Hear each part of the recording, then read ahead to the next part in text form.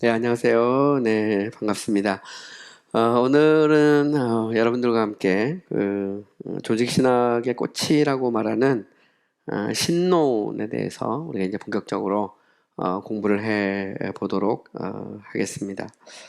이제 신론하면 이제 당연히 뭐 조직신학 자체가 하나님을 다루는 학문이잖아요. 그래서 뭐 그 신학의 원천, 신학의 대상, 신학의 목적 자체가 하나님이거든요. 그래서 우리가 그 하나님이 누구냐, 그리고 또 하나님이 어떻게 일하시느냐라고 하는 것을 이제 살펴보는 게 이제 신론인데, 신학에 어떻게 보면 이제 꽃이죠. 꽃이기도 하고 절정이기도 하고, 결국 또 신학의 모든 방향이 이제 하나님을 어떻게 이해하느냐에 이제 달려 있다고 우리가 볼 수가 있어요. 그래서 보통 우리가 뭐 이제 정통주의 신론, 또 신정통주의, 뭐 또 알미니안, 뭐 소시니안, 뭐 이런 뭐 수많은 그런 우리 이제 신학을 얘기할 때 뭐 과정신학까지 포함해서 그 모든 이제 신학의 그런 어떻게 보면 이 출발점 혹은 아니면 분기점이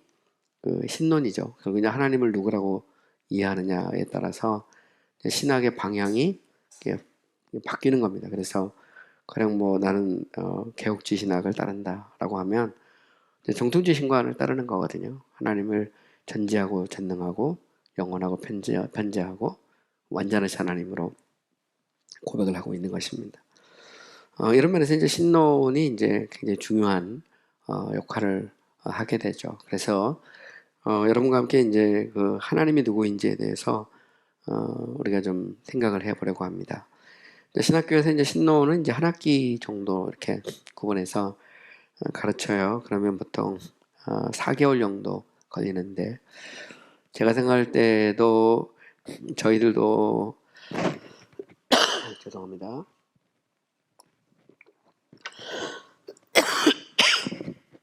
제가 좀 감기가 좀 아직 좀 들라서요. 그러니까 저희들도 이제 이제 신론에 대해서 제가 생각할 때는 한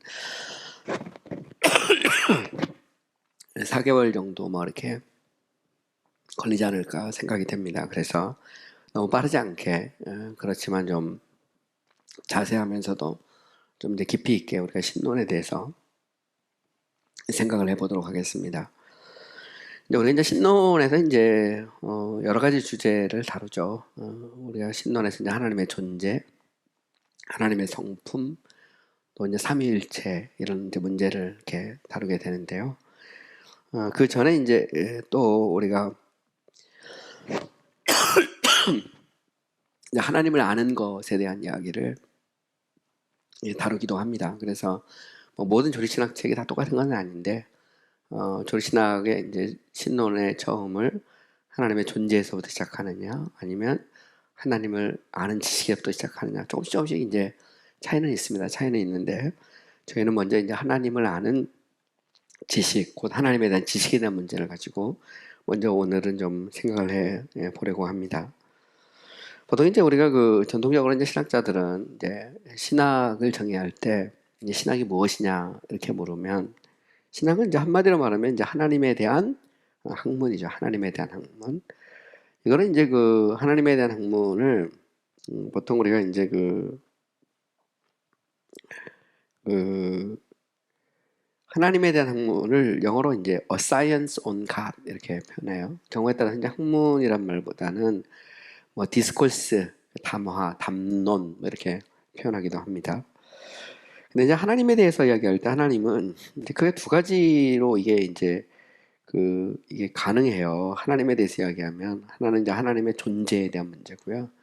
또 다른 하나는 이제 하나님의 행위에 대한 문제입니다. 존재라는 것은 God's being, 하나님이 누구냐라는 문제고요. 그 다음에 이제 행위는 God's works에서 하나님의 사역이죠, 사역. 그래서 조신학 체계를 잘 보면 조신학은 하나님이 누구냐라고 하는 문제를 다루는 이제 신론에서부터 시작해서 나머지는 다 하나님의 행위예요. 그래서 조신학 자체가 전체적으로 보면 하나님의 존재와 행위라는 큰 틀로 이렇게 규정이 되어 있습니다. 그래서 신학은 하나님에 대한 학문이다라고 할 때 이것은 결국 하나님의 존재와 행위에 대해서 다루는 학문이다 이렇게 표현할 수 있는 것이죠. 근데 이제 신학이 이제 하나님에 대한 학문이라고 할 때 이제 문제는 뭐냐면 신학이 이제 하나님에 대한 학문이라고 할 때 그 자체가 결국은 하나님을 알아가는 거예요. 신학이라는 게. 그래서 그러면 이제 우리는 그런 질문을 할 수 있죠. 그럼 하나님을 안다는 것은 무엇이냐? 하나님을 인간은 어디까지 할 수 있느냐? 뭐 이런 이제 문제도 역시 다룰 수밖에 없는 것이죠. 또 이제 더 나가서 이제 우리가 그 신학 서론에서 다루는 것 중에 하나가 이제 신학이 무엇이냐라는 신학의 정의 문제도 다뤘지만 신학의 원리에 대해서도 우리가 이야기를 했어요. The Principles of Theology. 그래서 개신교 신학자들은 이제 신학의 원리를 보면 크게 이제 두 가지로 생각을 했습니다. 하나는 신학의 이제 인식론적 원리이고요. 또 다른 하나는 신학의 그 존재론적 원리죠. 존재론적 원리. 인식론적 원리는 이제 성경입니다. 성경. 우리가 어떻게 하나님을 알 수 있느냐. 하나님이 성경을 통해서 자기를 계시하시죠. 그래서 우리는 성경을 통해서 우리가 하나님이 누구인지를 알 수 있습니다. 보통 이제 성경을 우리가 특별 계시 그렇게 말합니다. 그러면 그럼 일반 계시는 뭐냐? 이렇게 우리가 질문할 수 있어요. 그거는 성경이 일반 계시를 인정하고 있기 때문에 성경을 받아들이면 자연스럽게 일반 계시를 인정할 수 있게 되죠. 왜냐하면 이 세상을 만들고 이 세상을 통해서 자기를 드러내시는 분이 하나님이다라고 하는 사실을 성경은 선언하고 있거든요. 역사를 다스리고 통치하고 주관하시는 분이 하나님이시다. 성경이 말하고 있습니다. 그래서 사실 보면 뭐 그 일반 계시, 특별 계시 이렇게 이야기할 때 당연히 일반 계시는 특별 계시에 포함될 수 있어요. 그러면서 또 이 특별 계시를 받아들인다는 것, 특별히 성경을 받아들인다고 하는 것은 신학의 어떤 기초, 특별히 인식론적 기초가 된다 그런 의미입니다. 그러면 성경은 또 그 결국 하나님에 대해서 이야기를 하고 있잖아요. 이런 면에서 이제 신학의 존재론적 원리는 무엇인가 이렇게 물어보면 신학의 존재론적 원리를 하나님이라고 말하고 있습니다. 그 중에서 이제 우리는 이미 신학서론, 그 다음에 성경론에 대해서 살펴봤어요. 이제 그러면 이제 구체적으로 우리는 당연히 이제 하나님에 대해서 우리는 생각할 수밖에 없는 것이죠. 그래서 결국 이제 신학의 주제는 이제 하나님입니다. 우리는 하나님을 알고 하나님을 배우고 하나님을 예배하기 위해서 우리가 이제 신학을 하게 되는 것이죠. 이런 면에서 보면 이제 신학은 이제 총체적인 어떤 그런 개념이죠. 그래서 결국 뭐 신학이라는 게 말 그대로 신신자의 배울 학자잖아요. 하나님을 배우는 겁니다. 그래서 신론이 결국 뭐 신학의 전체라고 해도 과언이 아닌 것이죠. 특별히 이제 그 이 신론을 다룰 때, 하나님에 대해서 다룰 때, 종교개혁자들 이제 칼빈을 비롯해서 적지 않은, 다는 아닙니다. 적지 않은 그런 신학자들이 자신의 신학 체계에서 하나님에 대한 지식의 문제를 제일 먼저 다뤘어요. 또 만약에 이제 이거를 이쪽에 다루지 않으면 신학 서론 부분에서 따로 이렇게 구분해서 다루기도 합니다. 이미 우리는 이제 신학 서론에서 제가 이제 자연신학과 초자연적 신학 이야기할 때 그때 하나님에 대한 지식에 대해서 좀 더 다뤘는데 결국 이제 하나님에 대한 지식은 이제 신학 서론에서 다룰 수도 있고 또 신론에서 제일 먼저 아니면 뭐 신존재에 대해서 이야기하고 바로 이어서 이제 신의 어떤 가지성의 문제를 다룰 때 하나님에 대한 지식을 다룰 수도 있습니다. 가령 뭐 예를 들어서 칼빈이나 베자, 하이다누스, 버만, 마르세우스, 마스트리트, 차르녹 뭐 이런 사람들은 자신들의 이제 신학 시스템에서 특히 신론에서 하나님에 대한 지식의 문제를 다루고 있습니다. 근데 이제 대부분 크게 보면 칼빈의 어떤 그 범주에서 움직여요. 크게 다르지는 않습니다. 읽어보면 대부분의 이제 그런 칼빈이 설정한 그 틀에서 대부분 다 움직이기 때문에 뭐 이런 면에서 보면 우리가 칼빈을 살펴보면 나머지 부분은 크게 어렵지 않게 다 이해를 할 수 있습니다. 어쨌든 이제 칼빈은 이제 기독교 강요를 이렇게 읽어보면 기독교 강요를 딱 펴잖아요. 그러면 1권 1장 1절에서 보면 칼빈은 사람이 가지는 어떤 참된 지식의 문제를 다루고 있어요. 이제 칼빈에 따르면 우리가 가질 수 있는 참된 지식은 두 가지죠. 두 가지. 그래서 참된 지식은 이제 두 가지로 이루어져 있는데 하나는 하나님을 아는 지식이고 다른 하나는 사람을 아는 지식이다 그랬어요. 그러니까 참된 지식은 두 가지입니다. 하나님을 아는 지식, 그 다음에 사람을 아는 지식. 이 말은 하나님이 누구인지 아는 것이 우리가 이 땅에서 가져야 될 가장 중요한 지식이다라는 것이죠. 또한 더 나아가서 사람은 자기가 누구인지를 알아야 된다는 거예요. 이게 이제 또 다른 중요한 참된 지식이라는 겁니다. 그런데 칼빈은 생각할 때 이 하나님을 아는 지식과 사람을 아는 지식이 서로 때려야 뗄 수 없는 밀접한 관련이 있다고 하는 거예요. 그래서 우리는 하나님이 누구인지 알 때 비로소 우리가 누구인지 알 수 있고, 또 우리가 누구인지 알 때 비로소 하나님이 누구인 줄을 알 수 있다는 겁니다. 그래서 결국 하나님을 알면 알수록 인간은 자신이 누구인지를 알 수 있죠. 대표적인 게 이사 6장 같은 데 가면 이사 선지자가 어느 날 성전에 들어갔다가 보좌에 앉으신 그리스도를 보게 되잖아요. 성전에 임재하신 그 하나님을 보게 된단 말이죠. 그때 이제 결국 이사야가 그 앞에서 꼭 부러져서 화로도 나에 망하게 되었도다. 내가 부정한 자 중에 거하면서 하나님의 영광을 봤다고 거기에서 이제 고백을 하잖아요. 그래서 그 영광의 하나님을 볼 때 내가 얼마나 죄인인지 알게 되는 거죠. 결국 인간은 정말 하나님이 얼마나 위대하고 얼마나 거룩하고 얼마나 놀라우신 분인지를 알 때 비로소 우리가 얼마나 보잘것없고 얼마나 연약한 존재이고 그럼에도 불구하고 얼마나 우리를 사랑하셨는지 알 수 있다는 것이죠. 이런 면에서 보면 칼빈은 이제 하나님을 아는 지식과 인간을 아는 지식 중에서 하나님을 아는 지식이 먼저다 이렇게 말합니다. 그러면서 동시에 이런 이제 칼빈의 사고는 뭐하고 연결되냐면 결국은 칼빈은 그런 얘기를 해요. 우리 삶에서 경건이 없는 하나님에 대한 지식은 헛것이다. 이런 얘기입니다. 헛것. 이 말은 무슨 얘기일까요? 내가 하나님을 안다고 말해요. 아는데 삶 속에서 경건이 없어요. 여기서 경건이라는 것은 우리 삶의 어떤 예배, 순종, 이 모든 걸 다 포괄하는 겁니다. 우리 크리스천 라이프인데 삶이 없는 지식은 그거는 어떻게 보면 내용이 없는 거죠. 공허한 겁니다. 공허한 거죠. 그리고 우리의 이 삶이 있을 때 비로소 이제 하나님에 대한 지식은 우리 삶 속에서 열매를 맺고 효력이 발생하는 것이죠. 그래서 우리가 늘 교회 설교할 때도 그렇게 설교하지 않습니까? 우리가 하나님의 말씀을 선포할 때 이 말씀이 우리의 성도들의 심령에 새겨져서 우리 삶 속에서 열매를 맺게 해달라고 우리가 기도를 하는 거거든요. 왜냐하면 결국은 이 말씀 선포하는 것 자체가 열매를 맺게 하는 것이고 삶과 혹은 아니면 인격과 삶의 변화를 가져오는 거잖아요. 그래서 칼빈은 이제 심지어 그런 얘기를 합니다. 내가 기독교 강요를 쓰는 목적이 무엇인가에 대해서 얘기할 때 칼빈은 그렇게 얘기하죠. 성도들에게 하나님의 말씀을 공급해서 하나님을 향한 믿음을 불러일으키는 것이다. 결국은 말씀을 공급하는 목적은 믿음을 불러일으키는 거거든요. 믿음을 불러일으키기 위해서 말씀을 선포하는 겁니다. 그래서 우리가 설교를 하고 나서 이 설교가 성공적이었느냐 아니었느냐를 판단을 한다면 결과를 보고 알 수 있는 거죠. 성도들이 하나님을 향한 믿음이 막 살아나면 그 설교는 성공적인 설교입니다. 이제 그렇지 않고 믿음이 막 뚝뚝뚝 떨어지고 막 고개를 떨구고 막 이러고 있으면 이제 그러면 이제 좀 심각한 거죠. 그래서 설교의 성공 여부는 어떻게 보면 이제 우리 속에 경건, 거룩, 그죠? 하나님을 향한 진정한 예배가 있느냐 이걸 보면 이제 알 수 있다는 것이죠. 결국 이제 이런 칼빈의 정의는 아퀴나스의 정의와 다르지 않아요. 아퀴나스가 생각할 때 신학은 하나님으로부터 나와서 하나님을 가르치고 혹은 하나님을 알고 하나님께로 돌아가는 것이다. 여기 보면 이제 아퀴나스는 세 가지를 얘기합니다. 신학의 원천은 하나님으로부터 나오죠. 계시가 곧 신학의 원천이죠.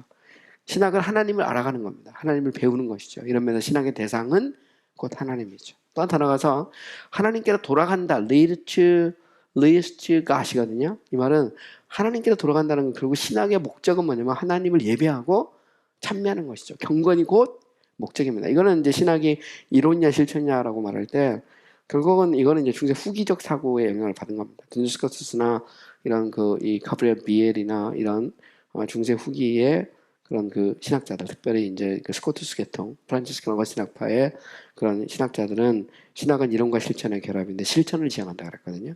반면에 아퀴나스는 이제 도미니칸 쪽은 신학은 이론과 실천의 결합인데 이론이 중요하다 이렇게 정했습니다. 왜냐하면 아퀴나스는 이제 교리를 세우는 과정이니까 이론이 당연히 중요한 거고, 반면에 이제 스코투스 같은 건 중세 후기 쪽으로 좀 더 가깝거든요. 근데 자꾸 교회가 타락하니까 삶이 없는, 실천이 없는, 경건이 없는 그럼 지식이란 게 무슨 의미가 있느냐, 거기에 대해서 궁극적으로 물은 것입니다. 이런 면에서 보면 칼빈이나 루터 같은 경우는 프란치스코 어거스틴 학파 쪽이거든요. 이들에 있어서 신학은 당연히 실천 지향적이고 열매를 맺어야 되는 것이죠. 이런 면에서 보면 신학의 궁극적인 목적은 결국 하나님을 예배하고 찬미하는 것입니다. 그래서 이런 면에서 보면 사실 스코투스와 아퀴나스가 다르지는 않아요. 강조점이에요. 강조점. 교리를 정립하는 과정에서 아퀴나스는 좀 더 이론에 무게를 뒀다면 스코투스나 프란치스코나 어거스틴 학파들은 이미 이제 교리 시스템이 세워진 상황에서는 실천을 더 강조하고 무게중심점을 둔 것이죠. 근데 개신교 신학자였다는 이제 칼빈이나 혹은 아니면 종교개혁자들 이후에 개신교 신학자들은 대부분 보면 물론 뭐 도미니칸도 있습니다. 도미니칸 쪽 가령 예를 들어서 대표적인 것이 이제 피터마타 버밍글리, 그다음에 그 또 한 사람이 그 예, 히에롬 장키우스 같은 경우 이쪽에 도미니칸 쪽이거든요. 그래서 신학은 이론이다 그럽니다. 반면에 이제 뭐 칼빈을 비롯해서 루터도 그렇고 뭐 많은 그런 개신교 신학자, 특별히 청교도 신학자들에게 오면 신학은 곧 실천이죠. 그래서 장길의 조신학을 보면 장길은 그런 얘기를 합니다. 경건이 없는 이 신학은 무용하다. 여기 오브너 오베이라고 해서 무용하다라고 말하는데 이것은 이제 칼빈 신학을 그대로 이어가는 겁니다. 이건 멀리 보면 중세의 그 후기 쪽에 오면 이제 스코투스, 특별히 이제 프란치스코 신학파의 전통을 계승하고 있는 것을 보여주죠. 이거는 되게 재미있는 거는 뭐냐, 침례교 신학의 실천적이라는 말로 바로 이것과 연결되는 거예요. 많은 사람들이 자꾸 생각할 때 침례교 신학이 실천적이다 그러면 그냥 뭘 다 띄워버려. 종교개혁이고 뭐 중세고 다 없어지고 갑자기 아나베프티스트 가가지고 아나베프티스트가 우리 조상이다 이렇게 말하는데 그거는 말도 안 되는 얘기고, 제가 보면 중세부터 도덕이 내려오는 거예요. 더 멀리 가면 저 어신 저 위에까지 교부들부터 시작해서 때로는 거의 신학적 흐름 전통에서 침례교인들은 실천적 신앙을 강조한 거거든요. 특별히 교회론까지 우리가 정말 성경적으로 해야 되지 않느냐. 그게 이제 결국 침례교지. 뭐 침례교가 무슨 갑자기 무슨 이상한 데서 막 뛰어나오고 막 그런 것은 아니라는 것을 우리는 좀 생각을 해봐야 되죠. 어쨌든 보면 이제 아퀴나스의 신학이라는 것은 결국 이제 아퀴나스도 신학의 원천, 목적, 대상 그 자체가 하나님이라고 말한 겁니다. 이거는 이제 칼빈 신학에 있어서도 보면 크게 다르지 않다는 것이죠. 특별히 이제 우리가 이제 하나님을 아는 지식에 있어서 또 다른 이제 칼빈과 관련해서 제기되는 이슈 중에 하나는 뭐냐면 도대체 칼빈이 말하는 하나님에 대한 지식이 뭐냐. 이게 이제 또 하나의 큰 이슈예요. 이게 이제 그 라틴어로는 코그니티오 데이라고 그러거든요. 하나님에 대한 지식, 코그니티오. 이거는 이제 라틴어로 보면 노티티아라는 말로 써요. 이렇게 노티티아. 노티티아, 코그니티오. 이게 이제 날리지로 보통 번역이 되거든요. 근데 칼빈이 여기서 이제 코그니티오라는 말을 이제 그렇게 쓰고 있어요. 라틴어로 된 그 조신학 칼빈의 이 기독교 강요를 보면 여기 대해서 이제 이 지식이 뭐냐라고 말할 때 여기서 말하는 지식은 이제 실천적 지식이다 이렇게 보통 그 칼빈을 해석하는 사람들이 많이 얘기하는데 제가 볼 때는 꼭 그렇지는 않아요. 그렇지 않고 오히려 여기서 말하는 하나님에 대한 지식은 전인격적 지식입니다. 지와 의와 정과 덕.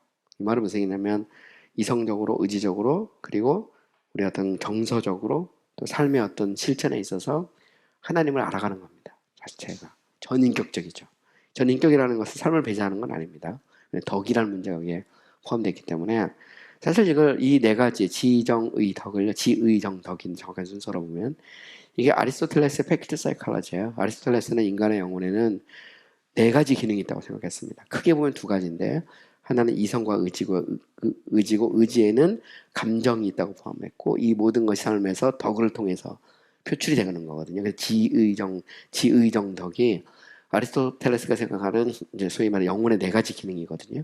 근데 칼빈에 있어서의 그 하나님을 아는 지식 쪽이 이게 벗어나지 않습니다. 이 틀에서 움직이는 거죠. 제가 볼 때는 적어도 제가 볼 때는 그래. 그래서 칼빈이 말하는 것은 진리에 대한 바른 지식은 우리로 하여금 순종을 가져오고 주님을 신뢰하게 하고 삶 속에 열매 맺게 하는 거거든요. 그거는 이제 실천이 없는 지식은 헛것이다 할 때 그 말이 그 말이거든요. 경건이 없는 지식은 헛것이란 말은 지식이 필요 없다는 말이 아니고 그죠? 이 지식이 삶을 통해서 열매를 맺을 때 그때 이 지식이 진짜 지식이다. 이런 의미에서 칼빈이 생각하는 코그니티브 데이는 제가 느낄 때는 전인격적인 지식이다. 이렇게 보여져요. 그 다음에 또 이제 칼빈은 다시 이제 하나님을 아는 지식과 인간을 아는 지식에서 또다시 하나님을 아는 지식을 두 가지로 구분합니다. 하나는 창조자 하나님을 아는 지식이고요. 또 다른 하나는 구속자 하나님을 아는 지식. 이것을 두플렉스 코그니티브 데이 이렇게 말합니다. 두플렉스는 twofold, 두 가지. 그러니까 결국 하나님에 대한 지식은 두 가지죠. 창조자 하나님을 아는 지식과 그 다음에 구속자 하나님을 아는 지식. 창조자 하나님을 아는 지식은 이제 섭리의 문제가 당연히 여기 이제 섭리주가 역시 이제 이게 들어가죠. 섭리주의 문제가 들어갑니다. 창조주 하나님을 아는 지식과 구속주 하나님을 아는 지식 이렇게 두 가지로 이렇게 구분하는데, 칼빈은 그런 얘기를 하죠. 그러니까 성령의 도움이 없어도 인간은 창조주가 계신다. 그리고 그분이 이 땅을 다스리신다는 거에 대해서 완벽하진 않지만 더듬어서 어느 정도 알 수 있다는 것이죠. 그래서 그들이 가진 지식은 가짜 지식이 아닐 수 있다는 겁니다. 그냥 무조건 예수 믿지 않는 사람이 말하는 건 무조건 아니다. 그건 아니죠. 왜냐하면 결국 이제 신학은 이제 그 일반계시와 자연신학을 인정하거든요. 정통 기독교는 그렇습니다. 물론 이제 나중에 가면 바르트나 바르트를 따르는 사람들 중에 보면 이 칼빈은 뭐 자연신학을 인정하지 않고 오히려 부인했는데, 나중에 이제 후기 개신교 이력자들이 칼빈의 신학을 왜곡해서 자연신학을 부활시켰다 이렇게 말하지만, 그건 말도 안 되는 얘기고. 왜냐면 이미 이제 플렉스 코그니티브 데이에 칼빈은 이미 창조 하나님을 지금 인정하고 있거든요. 인정할 수밖에 없어요. 왜냐면 성경이 그걸 인정하고 있는 거거든요. 모든 우주 만물 속에 하나님의 어떤 손길이 들어있어요. 신조자 증명이라는 것도 똑같습니다. 신조자 증명이라는 것은 안셀름은 이제 존재론적 논증이고, 이게 나중에 다음 시간에 제가 자세히 얘기할 건데, 아케나스 같은 경우는 이제 아리스토텔레스를 따라서 경험론적 논증이거든요. 이 두 가지인데, 결국 이 자체도 관찰을 통해서 하나님이 있다는 걸 알 수 있다는 거거든요. 인간의 이성으로. 근데 이것도 성경이 선언하고 있는 거예요. 모든 우주와 만물 속에 하나님이 신성에 깃들어 있어서 사람이 더듬어서 하나님이 있는 줄 알아요. 그리고 심지어는 나중에 하나님이 우리를 책망할 때 거기에 대해서 변명할 수 없다. 그 정도로 하나님이 모든 우주와 만물 속에 자기를 분명하게 드러내고 있다는 것이죠. 이런 면에서 칼빈은 창조주 하나님을 아는 지식은 누구나 그저 성령의 도움이 없어도 완벽하진 않죠. 희미하죠. 그러나 갖출 수 있다는 겁니다. 하나님을 향해서 변명할 수 없을 정도로 알고 있다. 이게 이제 소위 말하는 창조주 하나님을 아는 지식입니다. 또 하나는 이제 구속주 하나님을 아는 지식이죠. 그죠? 그래서 Redeemer, God Redeemer, Creator, God Creator라고 God Redeemer를 구분하는데, 구속주 하나님을 아는 지식은 당연히 구속주 하나님은 이제 예수 그리스도죠. Jesus Christ, 예수 그리스도. 그죠? 우리가 예수 그리스도는 성령의 도우심이 없이는 알 수 없다는 게 이제 칼빈의 생각입니다. 성령께서 역사하셔서 우리를 변화시킬 때, 그때 이제 우리가 죄를 깨닫고 예수 믿고 하나님의 자녀가 되는 거죠. 그리스도를 보는 것은 하나님의 특별한 은혜가 필요합니다. 그래서 교회 부흥이라는 거, 진정한 교회 부흥은 하나님의 은혜가 필요하죠. 성령의 역사가 필요합니다. 그래서 중고대 개혁주의가 절대로 성령론을 무시하는 게 아니거든요. 성령의 역사가 없이 죽은 사람이 어떻게 살아나겠습니까? 성령의 역사가 없이 어찌 구속자 하나님을 알 수 있겠어요? 성령의 역사가 없이 어떻게 죄를 깨닫고 하나님 앞에 우리가 어찌할고 탄식하며 돌아오는 역사가 일어나겠어요? 성령의 역사가 없이 어찌 우리가 그리스도를 바라보고 그리스도 앞에 나오는 어떤 믿음의 역사가 어떻게 일어날 수 있겠느냐. 그래서 오늘도 마찬가지죠. 오늘 교회가 살기 위해서는 성령의 역사가 필요한 것이죠. 그래서 예수님께서 내가 가지 아니하면 보혜사를 보내지 않는다. 내가 가야 보혜사를 보낸다는 말은 예수님이 바로 성령으로 역사하는 거거든요. 성령께서 하시는 일이 그리스도의 보혈의 공로를 적용하고 열매를 맺게 하는 겁니다. 지금도 그의 피가 우리 속에 흐르게 하는 거거든요. 그럴 때 우리가 힘을 얻고 용기를 얻고 다시 일어설 수 있는 것이죠. 이런 의미에서 이제 칼빈의 디플렉스 코그니티브 데이라는 것은 크게 보면 이제 일반 계시와 특별 계시, 그리고 신학의 측면에서 보면 자연신학과 초자연적 신학, 이 두 가지를 다 인정하고 있는 것이죠. 이런 면에서 보면 우리 이제 이 칼빈의 디플렉스 코그니티브 데이하고 더불어서 자연신학과 초자연적 신학에 대한 문제를 인정해야 되죠. 여기에 대해서는 이미 우리가 신학서론에서 상당히 자세히 다뤘어요. 그래서 혹시 자연신학과 초자연적 신학에 대해서 여러분들이 조금 아직 좀 명확하지 않으면 강의안을 다시 돌아보거나 아니면 이 부분을 다시 한번 강의를 들어보시면 보다 구체적으로 역사적으로 이렇게 자세히 알 수 있어요. 제가 이미 다루었기 때문에 이 부분에 대해서는 자세히 다루지 않고요. 어쨌든 보면 정통 기독교는 자연신학을 인정하죠.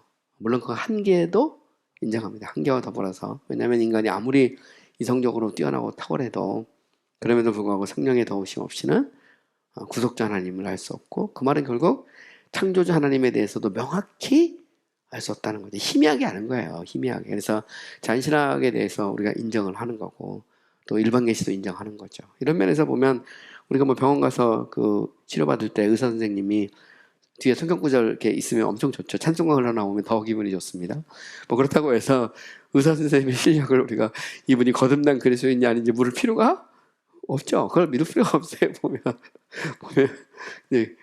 제가 오래 다니는 그 병원은 가면 찬송가가 쫙 흘러나오고 뒤에 보면 성경 구절이 있거든요.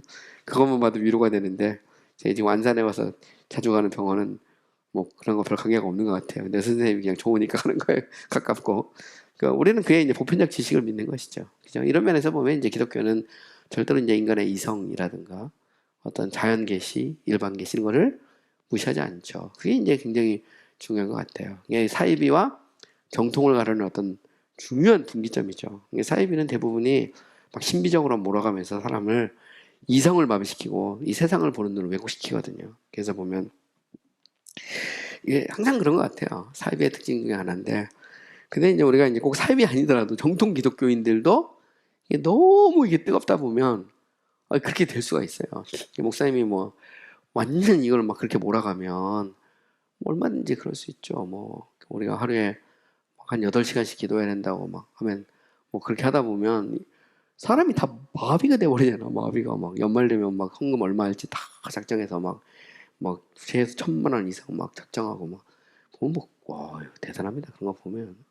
근데 보니까 뭐 보면 뭐 이 집은 다 내팽개치고 막 그거 1,000만 원 채우려고 어떤 사람 막 오뎅 장사도 하고 막 그러는데 잘 모르겠어요. 저는 그걸 통해서 막 거대한 건물 짓고 교회 늘리고 막 해도 이게 인간의 어떤 보편적 사고와 이 성경의 메시지와 과연 이게 맞는 것인지 잘 모르겠어요. 근데 어쨌든 분명한 것 같습니다.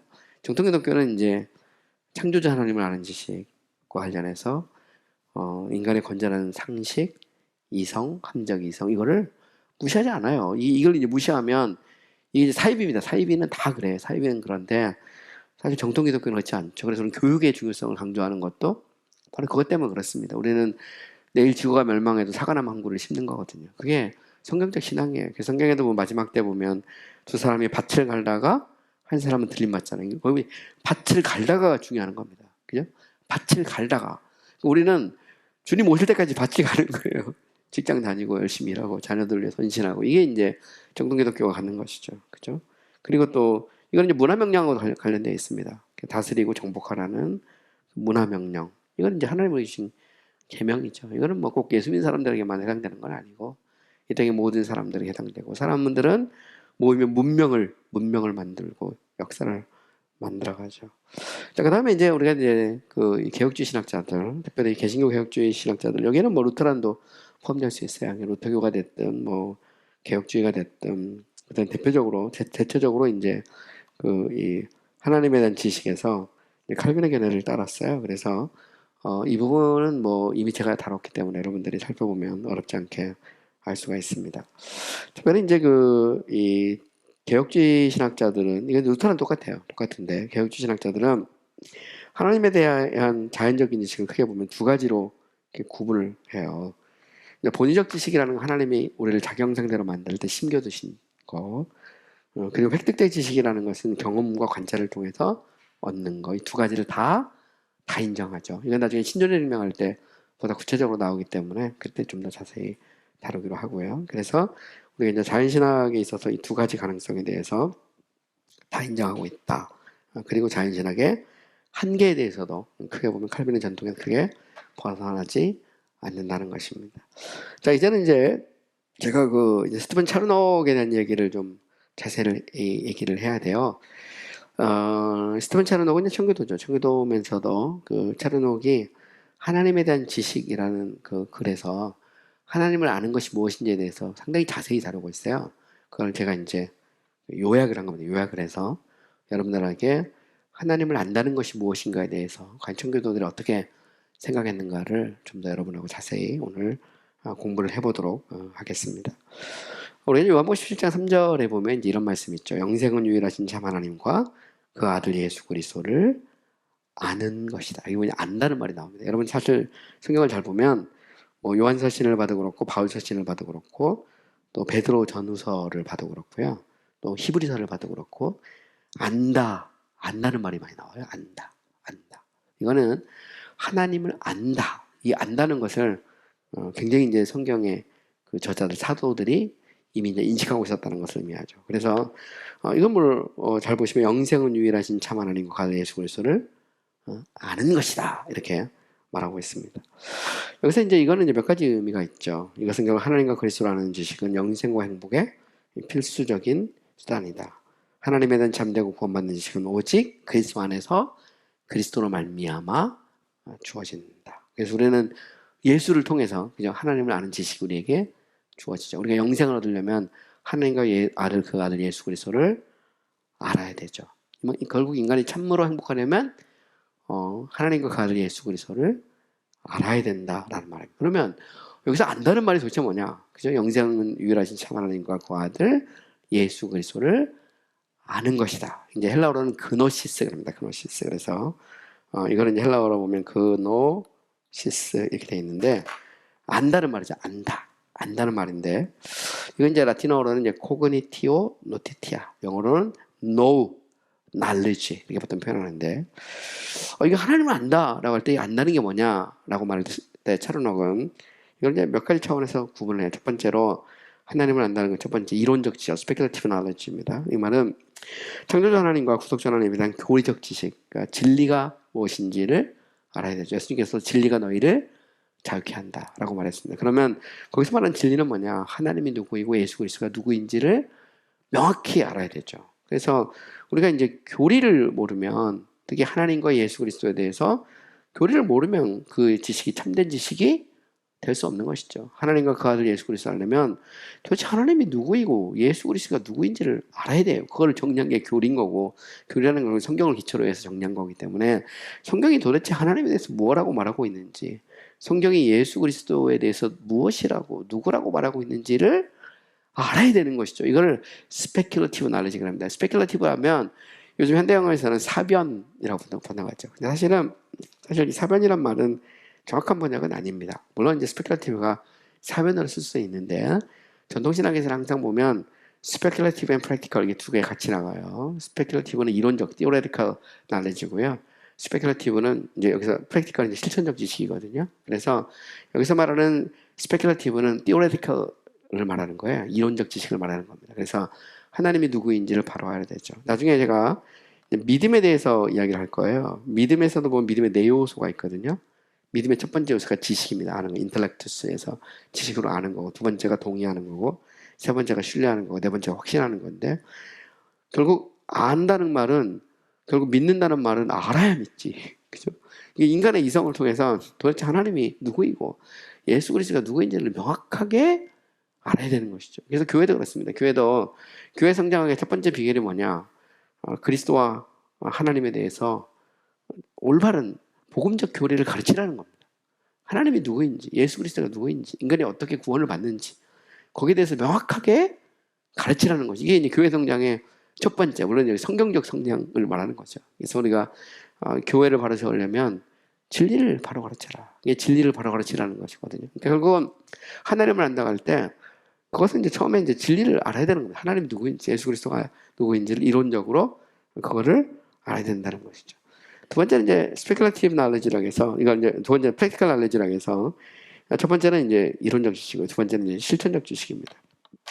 이 말은 무슨 얘기냐면, 하나님을 알 뿐 아니라 그의 말씀을 우리 마음 속에 두는 것. 이 지식은 머리에서 맴도는 것이 아니라 우리 가슴까지 내려오는 것이다. 이걸 보통 이제 실천적 지식 이렇게, 차르녹은 구분을 하고 있어요. 그래서 하나님을 머리로 아는 것만이 아니라 이게 이제 가슴으로 내려오는 거, 이렇게 내려오는 거. 이거 믿음으로 아센수스 하는 거죠. 이것은 믿음으로 말하면 이거는 이제 동의하는 겁니다. 동의하는 거, 아센수스라고 해서. 그래서 knowledge에서, 그러니까 인텔렉트에서 어센수스로 내려오는 거거든요. 이렇게 보면 아는 것이 동의하는 거예요. 동의한다는 말은 머리에 있는 것이 가슴으로 내려오는 거죠. 이게 믿어지는 거, 쉽게 말하면 믿어지기 시작하는 겁니다. 이게 깨달아지고 머릿속에 아는 것이 이게 가슴으로 받아들여지는 겁니다. 받아들여지는 거죠. 세 번째 나아가서 이제 경험적 지식에서 experimental knowledge라고 해서, 이걸 experiential이라고 하는 말 쓰지 않고 experimental이라고 쓰는데, 청교도에서는 experimental이라는 말을 자주 써요. 자주 쓰는 말이고요. 그래서 여기 보면 이제 이 말은 맛보아 아는 것이다. 그의 은혜의 능력 안에서 하나님을 알고 그의 생명의 권능 안에서 그리스도를 아는 것이다. 이 말은 무슨 얘기일까요? 결국 머릿속으로 알고 가슴으로 내려오고 입으로 맛을 보아서 아는 것이죠. 이것을 뭐라고 말하냐면 이거를 경험적 지식 혹은 뭐 실험적 지식 이렇게 번역해도 됩니다. 믿음으로 보면 이거는 제가 생각할 때는 트러스트 정도 됩니다. 트러스트를 라틴어로 피두키아 그래요. 피두키아.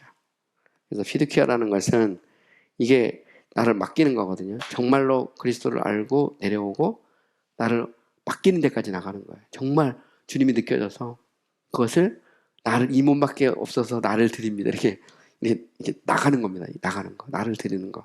이걸 보통 이제 보통 피두키아 트러스트라고 그러는데 지식에서는 이제 차르녹 같은 경우는 첫 번째는 이론적 지식, 두 번째는 실천적 지식. 이론적 머리로 하는 거, 실천은 가슴으로 내려오는 거, 경험적 혹은 실험적 지식은 이것을 맛보아서 아는 것. 그래서 빌립보서 3장 10절에 보면 내가 그리스도와 그의 부활의 권능과 그의 고난의 참여함을 알고자 하여 그의 죽으심을 본받아 이렇게 되어 있는데 여기서도 보면 알고자 한다는 말이 여기서 나오죠.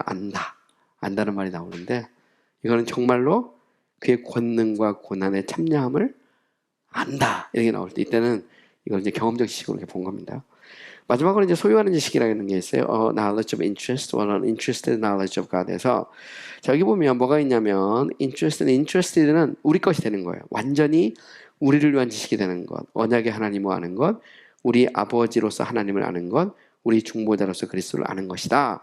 이렇게 말했습니다. 자, 이 말은 무슨 얘기일까요? 머리로 알고 가슴으로 내려오고 이것을 맛을 보고 그리고 더 나아가서 그것이 정말 내 것이 되는 것.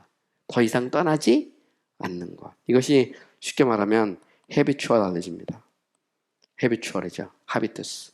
떠나지 않고 머물러 있는 것. 그러니까 결국 창조기도책을 읽어보려면 이 구조를 알아야 돼. 이 구조를 알면 자꾸 연결되는 걸 볼 수 있어요. 자족도 보면 이게 habitual하잖아요. 마지막 세 번째 단계가 divine, intrinsical, 그 다음에 세 번째가 habitual인데 마찬가지로 이게 우리 속에 완전히 내 것이 되는 겁니다. 내 것. 그리고 이것은 이제 더 가면 확신이 되는 것이죠. 결국 하나님을 안다는 것은 칼빈에 있어서도 마찬가지죠. 칼빈에 있어서 제가 이걸 전인격적으로 본 게 바로 이것 때문에 그런 거거든요. 결국은 뭐냐면 하나님을 안다는 건 머리로 알고 가슴으로 내려오고 맛으로 느끼고 그리고 완전히 이제 내 것이 소화가 돼서 내 것이 되는 겁니다. 여기까지 딱 내려오는 거죠. 이게 이제 우리가 사탕이 하나 있으면 사탕이 맛있게 보이네. 그걸 딱 먹어서 이것이 이 달콤함이 느껴지는 것서 완전히 내 것으로 돼버리는 거잖아요. 똑같은 거예요. 여기서 하나님을 아는 지식이라는 것은 그러니까 영생은 유일하신 참 하나님과 그 아들 예수 그리스도를 아는 것이다 라고 할 때 이 아는 것은 머리로 알고 가슴으로 내려오고 정말 그것이 맛보아 느껴지고 그것이 내 것이 되는 겁니다. 그래서 그리스도가 나의 소유가 되는 것이죠. 언약의 관계 속으로 들어가게 되는 거거든요. 이게 이제 이것을 하나님을 아는 것이다 이렇게 말한 것입니다. 그러면서 여기에 대해서 그러면 이렇게 하나님을 전 인격적으로 아는 것이 필요한데 왜 그걸 알아야 되냐? 여기에 대해서 좀 정리를 하고 있어요. 첫 번째는 하나님과 그리스도 아는 것이 복음의 핵심적인 주제라는 거죠. 복음의 핵심. 그래서 이사야 49장 23절에 보면 내가 나를 여호와인 줄 알리라. 그래서 알리라. 나를 바라는 자는 수치를 당하지 아니하리라. 여기서 안다는 말은 정말 전 인격적으로 아는 것이죠. 그죠? 우리 삶 속에서 그리스도와 그 하나님을 나의 것으로 아는 겁니다. 호세아 6장 3절에 보면 우리가 여호와를 알자. 힘써 여호와를 알자. 그에 나타나시면 새벽일같이 어김없나니 비와 같이 땅을 적시는 늦은 비와 같이 우리에게 임하시리라 하니라. 여기 보면 우리 교회 그 올 한 해 표어가 힘써 여호와를 알자거든요. 힘써 여호와를 안다는 말은 전 인격적으로 아는 겁니다. 우리 삶 속에서 정말 하나님이 나의 소유가 되고 내가 그의 백성이 되죠. 언약의 관계 속에서 하나님을 인격적으로 아는 겁니다. 그리고 그것이 삶 속에서 열매로 드러나는 것. 이것을 하나님을 아는 것이다 이렇게 말한 거죠. 이것이 결국은 복음이죠. 왜 복음을 전합니까? 복음을 전해서 그리스도로 구원받고 영생을 얻고 하나님을 예배하는 삶을 살도록 하기 위한 거잖아요. 그 기초가 하나님을 아는 것입니다. 하나님을 아는 것과 예수 그리스도를 전해서 그로 하여금 그 하나님을 알게 하는 것이 같은 것이죠. 보면 또한 두 번째, 이 지식이 없이는 인간의 행복을 얻는 다른 어떤 방법도 없기 때문이다. 여기 보면 인간의 행복을 얻는 어떤 방법도 없다는 겁니다. 하나님을 알 때 인간은 비로소 행복하죠. 왜냐하면 하나님을 알 때 비로소 내가 누군지 알거든요. 그 대표적인 게 이제 어거스틴이죠. 어거스틴. 여러분 이제 어거스틴이 그 고백록에서 보면 그렇게 말하거든요. 내가 하나님을 만날 때까지 내 안에 참된 안식이 없었다. 컴포트가 없었다 그럽니다. 컴포트. 컴포트라는 것은 안식인데 어거스틴은 하나님을 알 때 비로소 내가 누군지 알고 그 안에서 참 안식을 얻었다는 말이거든요. 그러니까 인간이 하나님을 알 때 비로소 안식이 생기죠. 여기에 대해서 이제 파스칼 같은 경우는 그런 얘기를 했어요. 모든 인간은 인간의 그 영혼 속에 심령 속에 레르가 있다고 그랬어요. 레르라는 말은 원래 이게 이제 독일어에서 나오기도 하고 라틴어에서 나오긴 하는데 레르는 빈 공간입니다. vacuum. 인간은 누구나 존재의 목마름이 있거든요. 근데 그 하나님을 알 때 비로소 그 공간이 채워진다는 것이죠. 이런 의미에서 이제 이 파스칼이 공간에 대해서 존재론자가 어떤 목마름이죠. 목마름. 그러니까 인간이 언제 행복할 수 있느냐? 하나님을 알 때 행복할 수 있다는 거죠. 그래서 10편 14편 3절에 보면 어리석은 자는 그 마음에 이르기를 하나님이 없다 하는도다. 그들은 부패하고 그 행실이 가증하니 선을 행하는 자가 없도다. 하나님이 여호와께서 하늘에서 인생을 굽어 살피사 지각이 있어 하나님을 찾는 자가 있는가 보려 하신즉 다치 웃자 함께 더러운 자가 되고 선을 행하는 자는 하나도 없다. 여기 보면 하나님이 없다 하는도다 이렇게 돼서 하나님이 없다. 근데 정말 하나님을 알 때 인간은 비로소 행복하죠. 여기 보면 라틴어로 놀리아레스 꾸알레스 꾼꾸에 에스트 인텔레기 포테스트 니시 데우스 프리우스 인텔레가tur 이런 말이 나오는데요. 이거는 차르노기 책에 보면 나오는 그런 표현인데 이거는 이제 우리말로 번역하면 그렇습니다.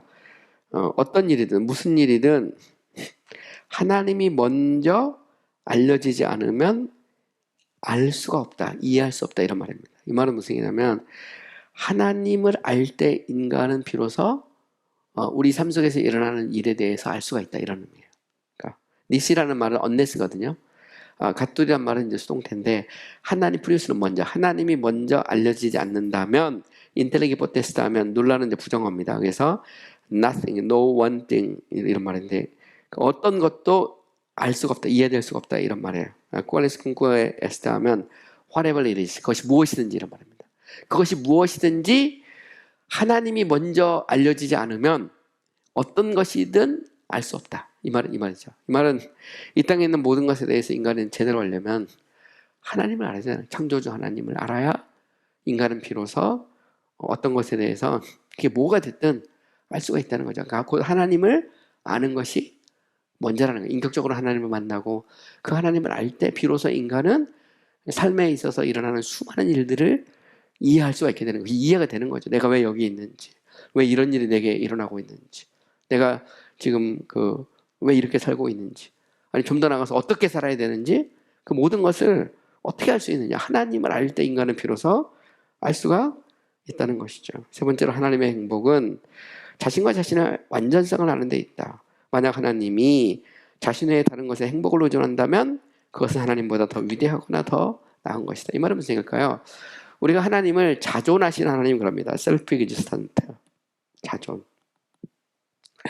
하나님을 자존자라고 그러잖아. 이 말은 하나님은 그 자체가 완전하신 분입니다. 하나님은 자신의 행복을 위해서 또 다른 존재를 필요하지 않죠. 그런데 그 하나님이 세상을 만들기로 작정한 것입니다. 하나님이 사람을 만들기로 작정하신 것이죠. 이게 이제 소위 정통주의적인 신관입니다. 물론 이게 이제 가정신학 같은 데 가면 하나님은 원래 완전하지 않죠. 그래서 하나님이 자기가 완전을 실현하기 위해서 세상을 만드는 겁니다. 행복하지 않아요, 하나님은. 하나님은 행복 안 하니까 행복하려고 세상을 만든 겁니다. 근데 만들어 보니까 이게 자기 마음대로 안 돼. 이게 이제 가정신학의 신이 갖고 있는 고민인 거리거든요. 알미니우스 같은 경우는 하나님이 아예 그냥 세상을 만들기로 이렇게 작정을 할 때 보면 하나님은 원래 완전한데 원래 행복한데 스스로 행복한 것을 포기해요. 하나님이 원래는 행복해. 근데 세상을 만드는 순간 하나님이 인간이 뭘 안 하면 하나님 스스로도 뭘 할 수 없도록 돼 있어. 그러니까 하나님은 아무리 사랑하고 아무리 변화시키고 싶어도 인간이 자유의지로 선택 안 하면 하나님 스스로 불행해져요. 신관이 굉장히 복잡해, 자체가. 정통주의 신관은 뭐냐면 하나님이 완전해요. 하나님 행복 그 자체입니다.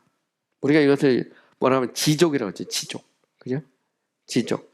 원래 이 비애티튜드라는 말이 있어요. 산상수훈에서 나오는 비애티튜드. 그죠? 아이고, 죄송합니다. 이 비애티튜즈라는 게 있어요. 이게 뭐냐면 이걸 이제 비에레픽 비전이라고도 표현하는데 지족이죠, 지족. 하나님은 모든 것이 완벽해. 그 안에서 완벽한 행복이 존재합니다. 하나님의 복되신 그 자체. 이걸 블레스트니스라고 표현해요. 하나님의 성품 중에서 블레스트니스. 신론회 할 때 제가 좀 더 자세히 얘기할 건데 하나님은 행복 그 자체입니다. 완전해. 그리고 그 하나님을 알면 우리가 행복해져. 왜? 하나님이 행복 그 자체거든.